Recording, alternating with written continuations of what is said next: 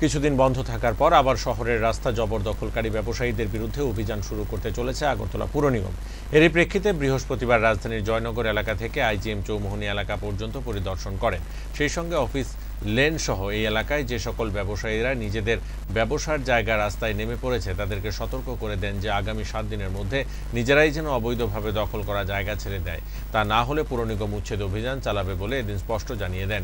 সেই সঙ্গে সংবাদ মাধ্যমকে জানান নিজস্ব জায়গা রয়েছে, তারপরেও তারা বেআইনিভাবে রাস্তা দখল করে ব্যবসা চালাচ্ছে। এর ফলে সাধারণ মানুষ থেকে শুরু করে যানবাহন চালকদের চরম ভোগান্তির মধ্যে পড়তে হচ্ছে। সাধারণ মানুষের চলাফেরার সুবিধার জন্য এবং শহরে গতি নিয়ে আসতে এই অভিযান চালানো হবে। সবসময় আমাদের পৌরনিগমে একটা এবং ট্রাফিক দপ্তর থেকে থাকে সহজে যানমুক্ত করা, সহজে মানুষজন স্বাচ্ছন্দ্যে চলাফেরা করতে পারে এবং যান চলাচল ক্ষেত্রে যাচ্ছে স্বাচ্ছন্দ্যে সবাই আমাদের আমরা সবই নেই। তারপর দেখা যায় উন্নয়ন বড় জায়গা জন্য করতে গিয়ে আবার তারা আবার সেই জায়গা থাকার চেষ্টা করে। তো আজকে আমরা বিভিন্ন শহরের বিভিন্ন জায়গা